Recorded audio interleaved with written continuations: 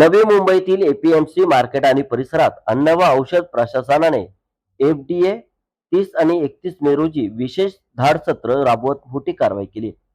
कृत्रिमरित्या पिकवलेल्या आंब्यांपासून ते प्रतिबंधित गुटखा, पान मसाला आणि सुगंधित तंबाखू विरोधात करण्यात आलेल्या या मोहिमेत लाखो रुपयांचा माल जप्त करण्यात आलाय.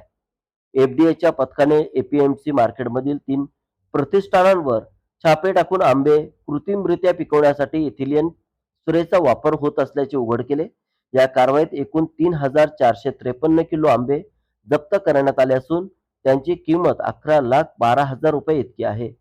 याशिवाय नवी मुंबई आणि ठाणे परिसरात राबवण्यात आलेल्या विशेष मोहिमेत गुटखा, पान मसाला आणि सुगंधित तंबाखूचा 4,74,000 रुपयांचा प्रतिबंधित साठा जप्त करण्यात आलाय.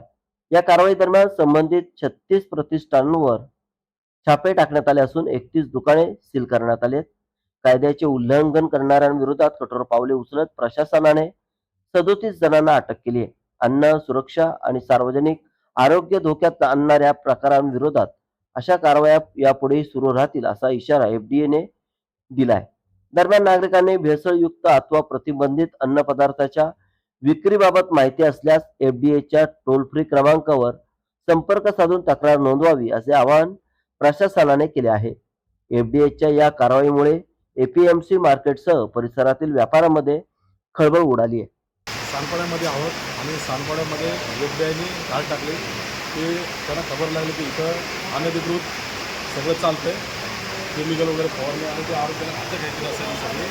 आणि त्या माध्यमातून आमच्या मनसेच्या टीमला कळल्यानंतर इतर येऊन सगळे जी औषधं जी काय होती त्याच्याकडे फवारणीचे साहित्य होते ते जप्त करून एफडीआयकडे दिले. काही आंबे आम्ही एफडीआयकडे दिले आणि एफडीआयला पूर्ण ही चौकशी करून कारवाई करायला सांगितलं. आमच्या माध्यमातून त्याच्या काही नवी मुंबईमध्ये ज्या आरोग्याच्या निघाच्या ज्या गोष्टी चाललेल्या आहेत त्या पूर्णतः बंद झाल्या पाहिजे.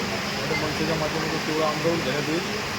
त्यामुळं आज एफडीआयवाले काय कारवाई करतात, काय रिपोर्ट करतात त्याचा आम्ही पाठपुरावा करून जे काय ते आम्ही त्याचा पाठपुरावा केल्याशिवाय आम्ही पूर्ण गप बसणार नाही आहोत.